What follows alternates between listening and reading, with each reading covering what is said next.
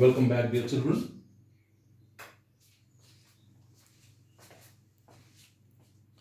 पिछले 2 लेक्चर्स में हम पॉलिनोमियल्स टॉपिक को स्टडी कर रहे हैं। हम पॉलिनोमियल्स टॉपिक को स्टडी कर रहे हैं। लेक्चर 1 में हमने डेफिनेशन पढ़ा था पॉलिनोमियल का क्या होता है, what do you mean by polynomial. We started what do you mean by polynomial with the help of examples. आपको याद होगा लेक्चर 1 जब हम कर रहे थे, लेक्चर 1 में हमने डेफिनेशन समझी थी पॉलिनोमियल्स की एग्जांपल्स के साथ, और फिर उसके बाद हमने ये भी समझा था कि एक्चुअली पॉलिनोमियल्स होने के लिए कंडीशंस क्या हो सकती हैं।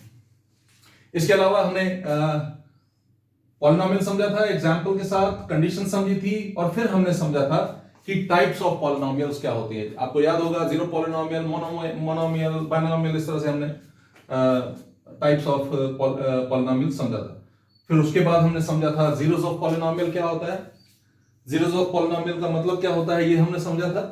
और फिर लेक्चर 1 के आखिर में आपने एनसीईआरटी टेक्स्ट बुक से एक्सरसाइज 2.2 समझी थी, और इसके अलावा कुछ एक्स्ट्रा क्वेश्चंस मैंने आपको समझाए थे। खैर, उसके बाद हमने दूसरी वीडियो जो थी वो लेक्चर 2 था, और लेक्चर 2 में हमने समझा था रिमाइंडर थ्योरम। आपको याद होगा, नहीं याद है तो एक बार देख लीजिए कि रिमाइंडर थ्योरम है क्या है। मैं अभी आपको बताऊंगा। और इसके अलावा रिमाइंडर थ्योरम के अलावा हमने एक्सरसाइज 2.3 भी एनसीईआरटी से समझी थी कुछ एक्स्ट्रा क्वेश्चंस के साथ। एक्सरसाइज 2.3 एनसीईआरटी से समझी थी विद सम एक्स्ट्रा क्वेश्चंस। सो ये अब तक के 2 वीडियोस जो पॉलिनोमियल्स के ऊपर बने हैं उसमें हम ये सब कुछ कर चुके हैं। आज का टॉपिक जो है वो है फैक्टर थ्योरम।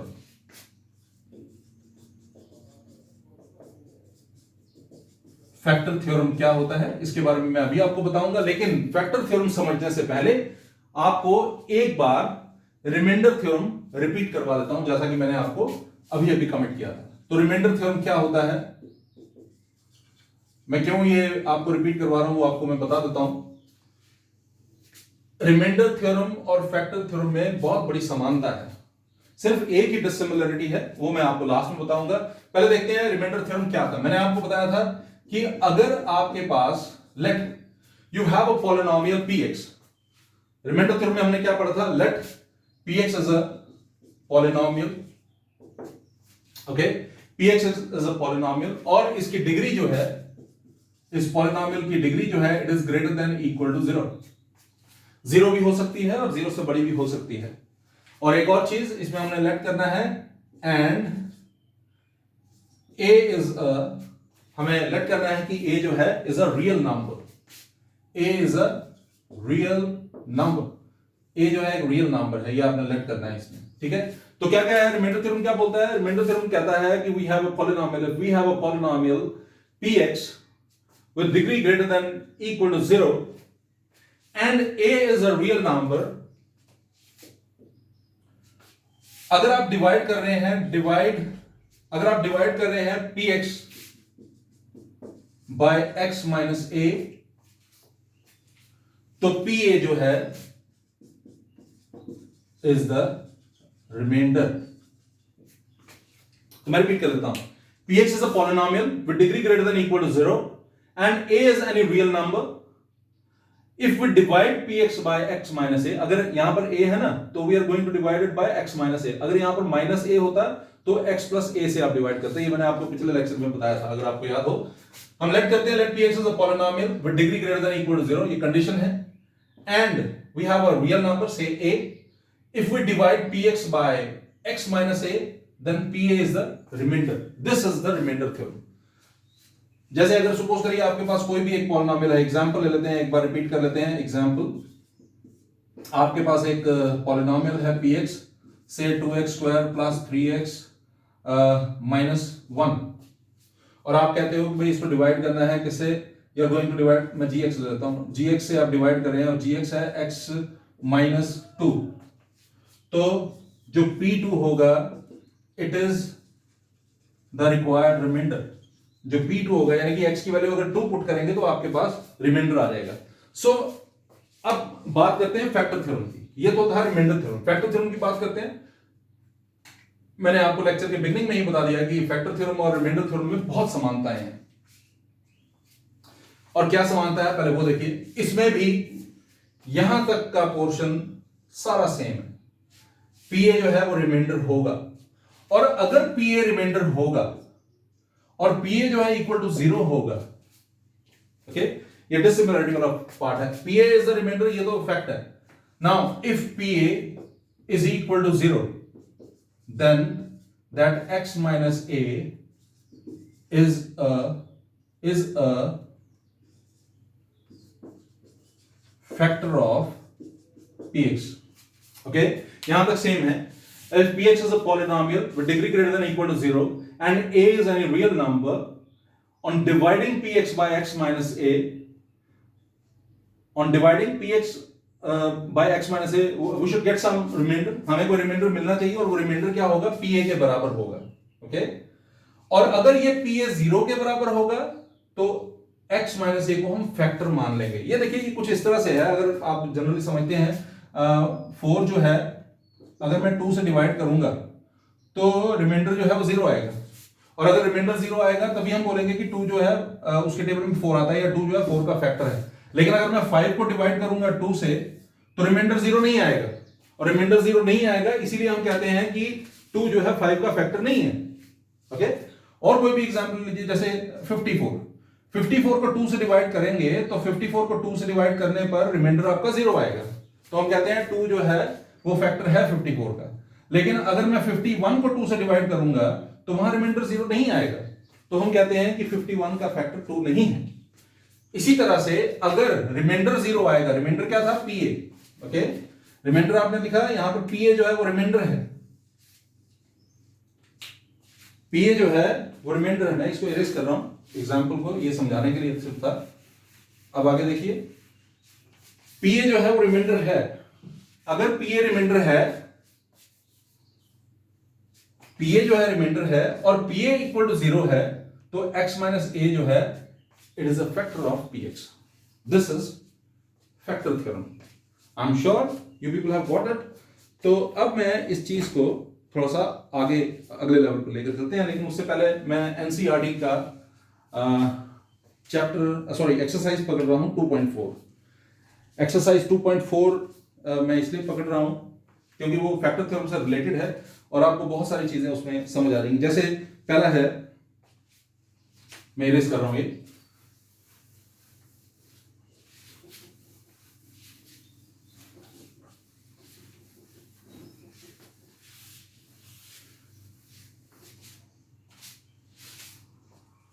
ओके, देखिए, determine which of the following polynomials has x plus 1 a factor. Okay, हमारे पास कुछ पॉलिनोमियल्स हैं। जैसे एक पॉलिनोमियल है x cube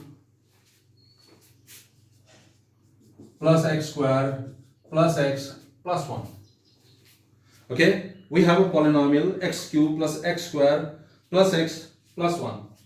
it's a polynomial. हम लेट करते हैं, let px is equal to x cube plus x square plus x plus 1। और आपसे क्वेश्चन में क्या पूछा जा रहा है? क्वेश्चन है determine which of the following polynomial has x plus 1 a factor। Now you have to check whether what to check? To check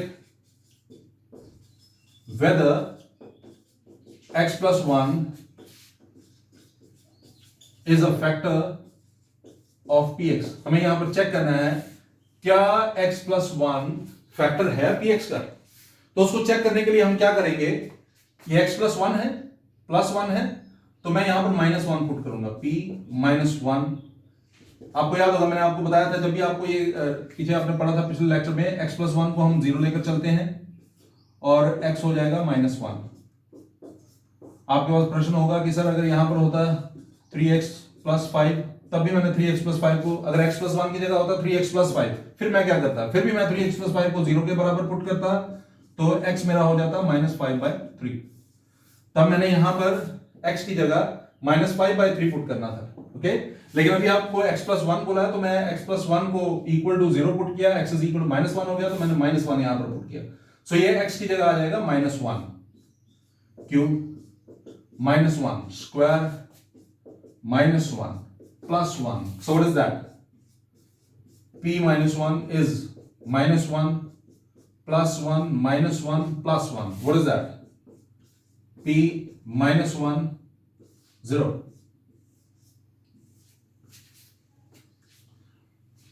मैं दोबारा से रिपीट कर रहा हूं आपको। इस प्रश्न में एक पॉलिनोमियल दिया था, हमने लेट कर लिया कि ये पॉलिनोमियल px के बराबर है, ओके। और आपको बोला है कि x प्लस 1 फैक्टर है या नहीं, ये चेक करना है। तो मैंने आपको बताया x प्लस 1 फैक्टर है या नहीं चेक करने के लिए x प्लस 1 को 0 लीजिए तो x माइनस 1 हो जाएगा। इस माइनस 1 को यहां पर पुट कीजिए। जब मैंने माइनस 1 को यहां पर पुट किया, माइनस 1 का क्यूब बना माइनस 1, माइनस 1 का स्क्वायर बना प्लस 1, ये तो माइनस 1 प्लस 1, और ये सब सॉल्व किया तो 0 आ गया।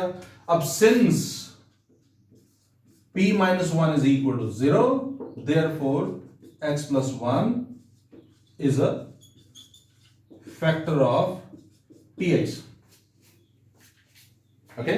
इसका मतलब x plus 1 जो है वो फैक्टर है। अब अगर सपोज करो आपने पुट किया होता p minus 1 इक्वल टू 0 आ गया, ठीक है। अब ऐसे ही मैं सपोज करो यहां पर पुट कर देता हूं x की जगह 2। अगर आपको बोला जाता है, यही क्वेश्चन मैं लेता हूं अपने से समझाने के लिए, अगर चेक करना होता कि x प्लस 2 से ये डिवाइड होता है या नहीं होता है, ठीक है।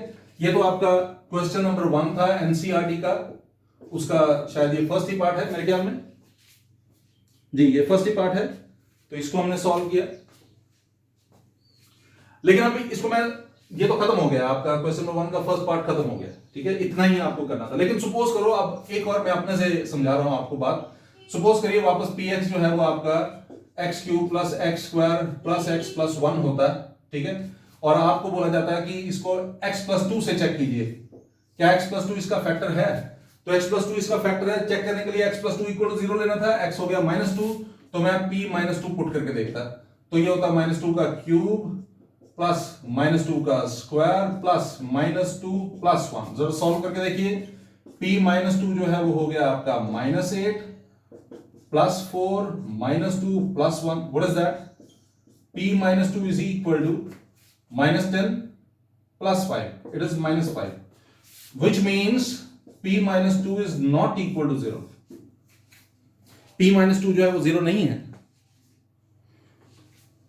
यहां पर देखा आपने P minus 1 0 था, तो P minus 1 0 था, तो हमने कहा x plus 1 फैक्टर है। अब यहां P minus 2 0 नहीं है, तो हम लिखेंगे therefore x plus 2 is not a factor of px, इसीलिए ये फैक्टर नहीं होगा। तो ये प्रश्न 1 था, क्वेश्चन नंबर 1 था। क्वेश्चन नंबर 2 भी बिल्कुल ऐसा ही है, बस इसमें फर्क क्या है कि जैसे यहां पर क्वेश्चन नंबर 2 में क्या है, ये एक पॉलिनोमियल दिया हुआ है और एक दूसरा पॉलिनोमियल दिया है, और बोला गया है, यहां पर लिखा हुआ है, use the factor theorem to determine whether gx is a factor of px in each of the following cases. एक काम करते हैं, मैं करवा ही देता हूं एक पार्ट, इरेज कर रहा हूं।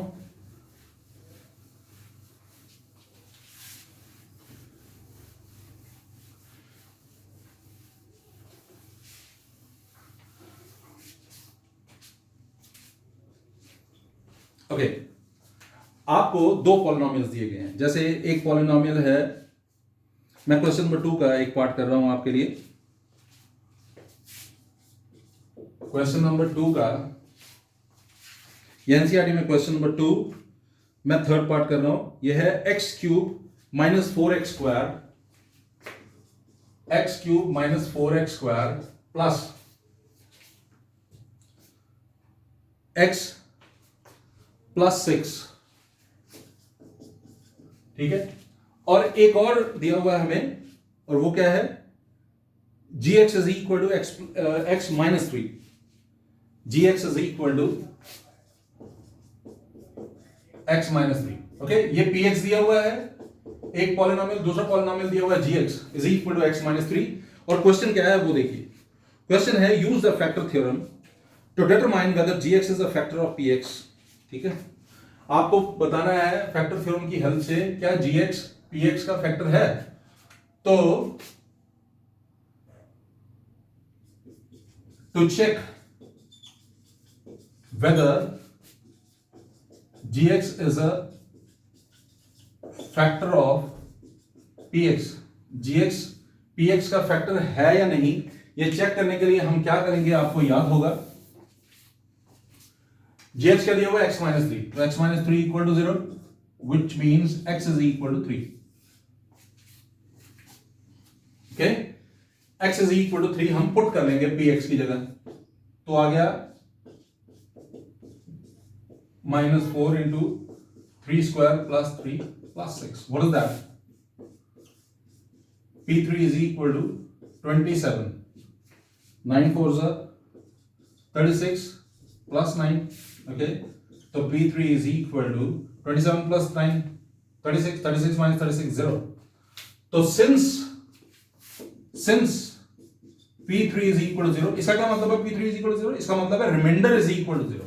Okay, इसका मतलब है when we divided Px by Gx, that is x minus 3, we got a remainder 0. That means P3 is equal to 0. And if P3 is equal to 0, it implies Gx is a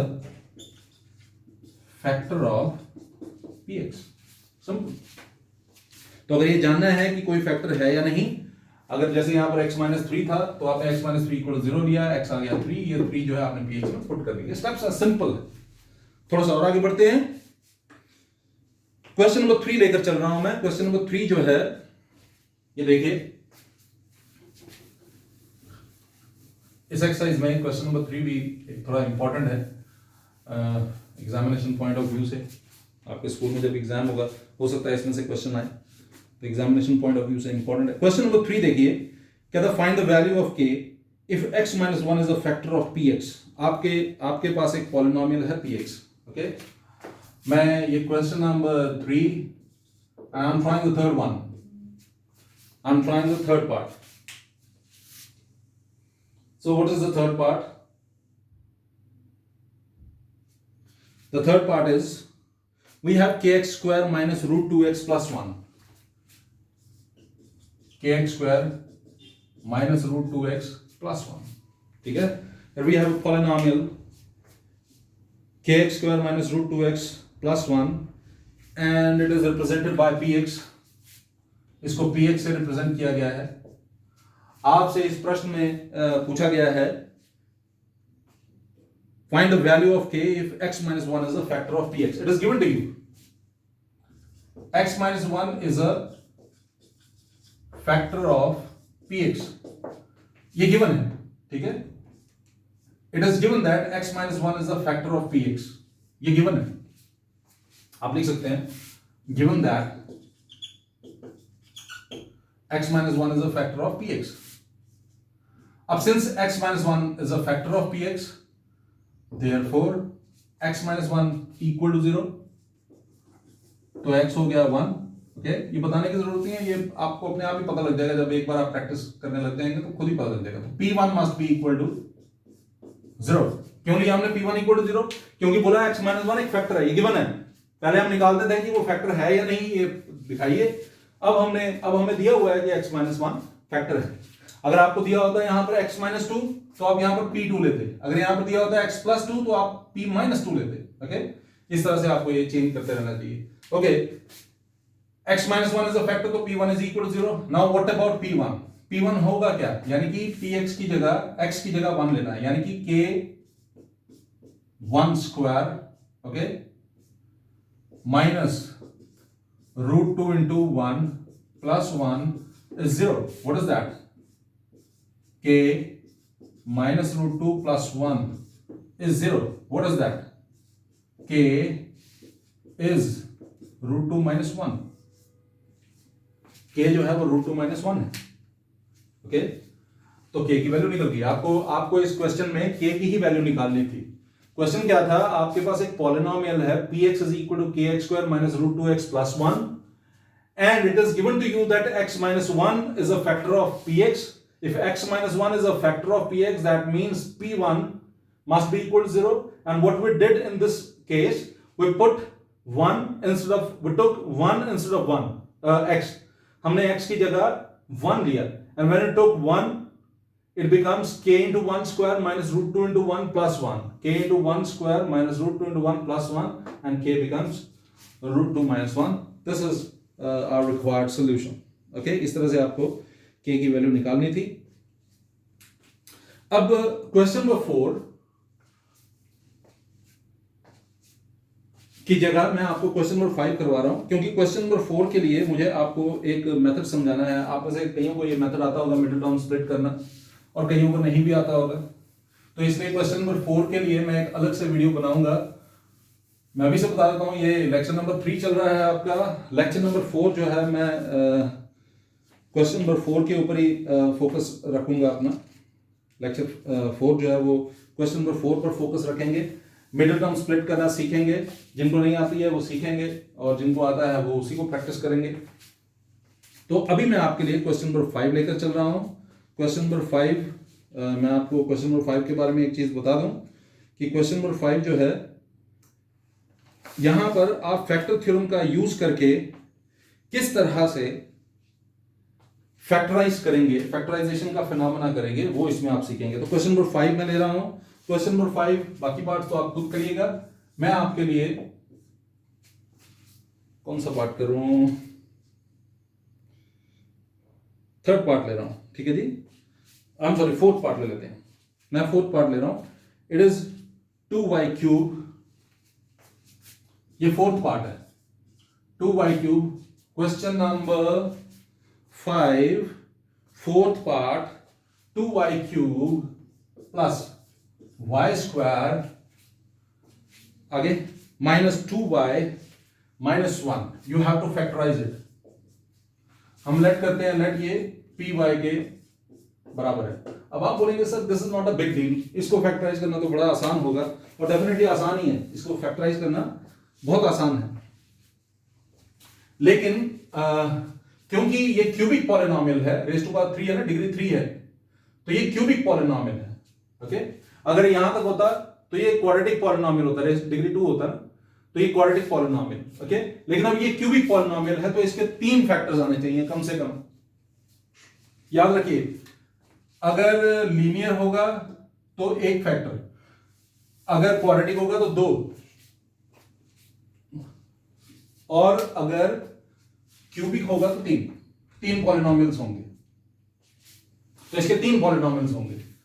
तो मुश्किल कुछ नहीं है, करना बड़ा आसान है, लेकिन फिर भी एक नई चीज है आपके लिए, तो इसीलिए इसको ध्यान से समझिएगा। तो इसके 3 फैक्टर्स आएंगे। 2 फैक्टर्स होते हैं, निकालना आसान होता है। 3 फैक्टर्स हैं, इसको थोड़ा सा अलग तरीके से करना होगा। आप क्या करेंगे, हीट एंड ट्रायल मेथड से पहले 1 पुट कीजिए, 1 पुट कीजिए, फिर उसके बाद -1 पुट कीजिए, 2 पुट कीजिए, -2 पुट कीजिए, 3 पुट कीजिए, -3 पुट कीजिए, ऐसे करते जाइए। कब तक? जब तक जो आप वैल्यू पुट करेंगे वो 0 ना आ जाए। ओके, जैसे सपोज करो 1 पुट करेंगे, अगर 1 पुट करने पर ये 0 आ गया तो आप रुक जाएंगे। अब देखते हैं जरा, पहले 1 पुट करके, मैं यहां पर 1 पुट कर रहा हूं। 1 पुट करते हैं, 2 × 1³ प्लस 1² 2 × 1 -1, तो ये क्या बन गया जरा देखिए, P1 इज इक्वल टू, ये हो गया 2 प्लस 1 -2 -1। मुझे लगता है कि हमें अपना 0 मिल गया, 0। यही पहला हीरो है। ओके, इस पॉलिनोमियल का पहला हीरो 1, क्योंकि 1 पुट करने पर ये पूरा पॉलिनोमियल 0 में कन्वर्ट हो गया। तो 1 पुट किया और पूरा पॉलिनोमियल 0 में कन्वर्ट हो गया, तो हम लिखेंगे therefore y - 1 is a factor of py। क्योंकि आपने 1 पुट कर दिया तो आपको 0 मिल गया, तो इसीलिए हम मानते हैं कि y - 1, क्योंकि ये p1 था, +1 था, तो -1, y - 1 is a factor of py। Okay, ये पहला स्टेप था इसमें। तो आपको एक फैक्टर मिल गया। आप क्यूबिक पॉलिनोमियल है, आपको 3 फैक्टर चाहिए, 3 में से एक आपके पास आ गया। अब 2 हम ढूंढेंगे, लेकिन उसके लिए मैं फिर से एक बार रिपीट कर दूंगा। सपोज करिए आपको एक पॉलिनोमियल गिवन है, इस पॉलिनोमियल के लिए क्यूबिक पॉलिनोमियल है, अगर अगर इसकी डिग्री 4 होती है तो 4 हमारे फैक्टर्स होते हैं, लेकिन अभी ये क्यूबिक पॉलिनोमियल है तो इसके 3 हमारे पास फैक्टर्स होने चाहिए। तो पहला फैक्टर निकालने के लिए हमने hit and trial method use किया। हिट एंड ट्रायल मेथड क्या होता है, आप 1 पुट कीजिए, और देखिए क्या जीरो आता है, -1 पुट कीजिए, फिर देखिए क्या जीरो आता है, 2 पुट कीजिए, तब तक करिए जब तक जीरो आ ना जाए। अब हमारी खुशकिस्मती कि हमने 1 पुट किया और ये जीरो आ गया, तो 1 पुट करने पर जीरो आ गया, तो y - 1 जो है it is a factor of py। 1 is a zero of 1 is, इधर हम बोलते हैं 1 is a zero of py, okay, and y - 1 is a factor of py। तो अब अगला स्टेप क्या होगा, अगले स्टेप में ये जो जीरो है इसको हम लेंगे और इससे हम डिवाइड करेंगे हमारे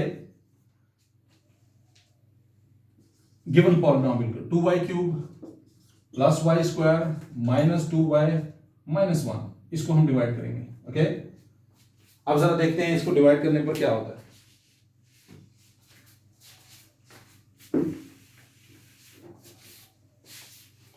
इसको डिवाइड करने पर क्या होगा वो देखते हैं।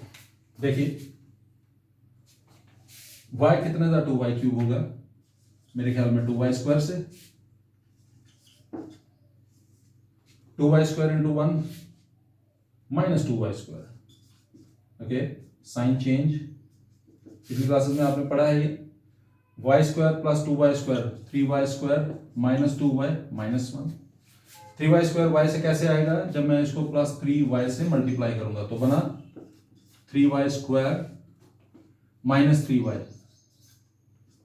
माइनस प्लस ये कैंसिल और ये आपके पास आ गया y माइनस 1 प्लस 1 से हम मल्टीप्लाई करेंगे y माइनस 1, ये माइनस ये प्लस और ये सारा कैंसिल, आपका रिमाइंडर जो है जीरो आ गया, ओके। अगर y माइनस 1 फैक्टर नहीं होता ना तो रिमाइंडर जीरो भी नहीं आता, ओके। y माइनस 1 से डिवाइड करने पर ये रिमाइंडर जीरो आया, ये बात प्रूव करता है कि ये जो आपने किया है ये बिल्कुल सही है। खैर इसके बाद आगे चलते हैं। अब क्वेश्चन क्या आया आपका, क्वेश्चन देखिए क्या है, वो है 2y square plus 3y plus 1, ये है ना 2y square plus 3y plus 1 आपका क्वेश्चन है। तो मैं इसको कैसे लिखूंगा जरा देखिए, 2y square plus 1, middle term split करना मैंने जैसा आपको बताया नेक्स्ट लेक्चर में मैं मिडिल टर्म स्प्लिट करना ही सिखाऊंगा, लेकिन अभी के लिए जरा यहां पर देख लीजिए, आपको पता होगा 2 1 2, ओके। तो मिडिल टर्म स्प्लिट आपने पिछली क्लास में पढ़ा हुआ है, यहां आएगा 2y प्लस y। जिनको ये नहीं समझ आया वो अगला लेक्चर जरूर देखिएगा, नेक्स्ट वीडियो जरूर देखिएगा, उसमें मैं ये समझाने वाला हूं।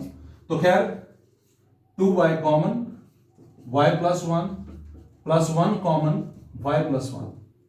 एक्चुअली मिडिल टर्म स्प्लिट करना आपने पिछली क्लासेस में 7th में और 8th में पढ़ा होगा, तो इसीलिए मैं यहां पर, लेकिन फिर भी मैं इसके लिए एक अलग से वीडियो बना रहा हूं, ओके।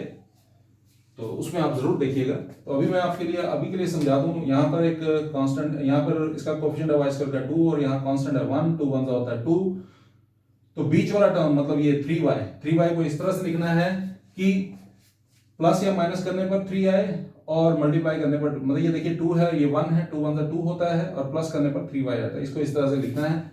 और ये y प्लस 1 है, ये y प्लस 1 है, y प्लस 1 कॉमन, पीछे बचा 2y प्लस 1, पीछे बचा है 2y प्लस 1। तो मैं एक बार रिपीट कर देता हूं आपके लिए, py 2y³ plus y square minus 2y minus 1 था। आपने हिट एंड ट्रायल मेथड से, हिट एंड ट्रायल मेथड होता है कुछ भी पुट कीजिए और फिर चेक कीजिए। जैसे मैंने सबसे पहले 1 पुट किया और मेरी खुशकिस्मती कि 1 पुट करते ही मेरे पास आंसर जो है 0 आ गया, यानी कि p1 0 है। तो p1 जो है अगर 0 आ गया तो इसका मतलब है 1 is a 0 of py and y minus 1 is a factor of py, okay. तो y माइनस 1 एक फैक्टर हो गया। फिर मैंने y माइनस 1 से इस py को डिवाइड किया, डिवाइड करने पर क्वोशंट मेरे पास ये आया। मैंने क्वोशंट को मिडिल टर्म स्प्लिट करके सॉल्व किया तो मेरे पास आ गया y plus 1 2y plus 1, okay. तो therefore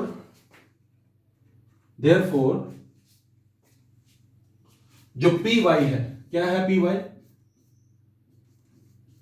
2y³ plus y square minus 2y minus 1, इसको हम ऐसे भी लिख सकते हैं, पहला फैक्टर y माइनस 1 और दूसरा फैक्टर y प्लस 1 और तीसरा फैक्टर मैं ये इरेज कर रहा हूँ जो मैंने डिवाइड किया था, ये ऑब्स्टिकल बन गया।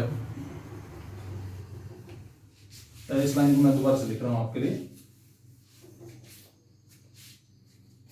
इसका मतलब है P Y is equal to 2y cube plus Y square minus 2y minus 1। इसको आप इस तरह से भी लिख सकते हैं, पहला फैक्टर है y माइनस 1 और फिर उसके बाद y प्लस 1 और 2y प्लस 1। ठीक है। क्वेश्चन नंबर 5 क्या था? क्वेश्चन नंबर 5 था फैक्टराइज। तो देखिए हमने इसको फैक्टराइज कर दिया।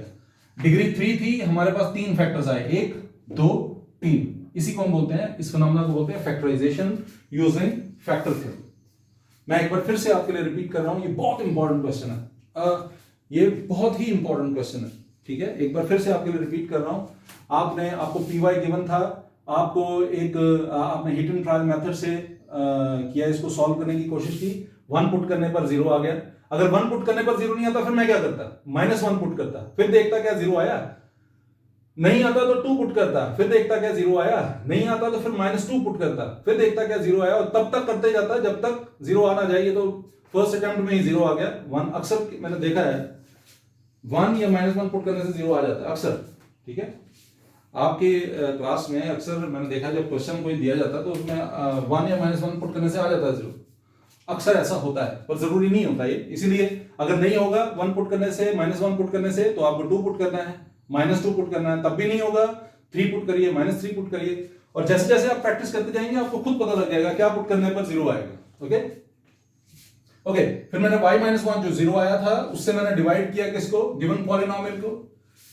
डिवाइड करने पर क्वोशिएंट ये आ गया। मैंने मिडिल टर्म स्प्लिट करने वाला मेथड जो है इस्तेमाल किया, जो आपने 7th 8th में पढ़ा हुआ है। अगर 7th में नहीं पढ़ा तो 8th में तो पक्का पढ़ा होगा आपने। मिडिल टर्म स्प्लिट करना फैक्टराइजेशन टॉपिक था। तो उससे मुझे y + 1 × 2y + 1 मिला। 2y² + 3y + 1 = y + 1 × 2y + 1। इसका मतलब क्या है? इसका मतलब है कि हमारे पास 3 फैक्टर्स हो गए, एक y-1, एक y + 1, एक 2y + 1। ठीक है, अब इसको थोड़ा सा और मैं एक्सटेंड करता हूं, एक थोड़ा सा एक्स्ट्रा ज्ञान। और वो एक्स्ट्रा ज्ञान क्या है अब समझिएगा। अगर चेक करना हो ना कि आपने ठीक किया कि नहीं किया, तो उसके लिए आप क्या कर सकते हैं? ये तो आपने कंफर्म कर लिया कि 1 पुट करने पर 0 ही आएगा। ये आया y + 1 दूसरा फैक्टर। तो अगर मैं y + 1 = 0 लूंगा वो -1 होगा। तो यहां पर पुट करके देखिए -1, क्या वो 0 आता है? अगर आएगा तो इसका मतलब आपका आंसर ठीक है। ऐसे ही ये 2y + 1 है, तो 2y + 1 = 0 अगर होता तो मैंने आपको बताया y = -1/2 होना था। इस -1/2 को यहां पर पुट करके देखिए इससे 0 आता है। अगर आ गया इसका मतलब ठीक है। ये बहुत इंपॉर्टेंट लेक्चर था। मैंने पहले इस लेक्चर में आपके लिए रिमाइंडर थ्योरम रिपीट किया, फिर फैक्टर थ्योरम और रिमाइंडर थ्योरम के बीच में क्या रिलेशन है वो आपको बताया।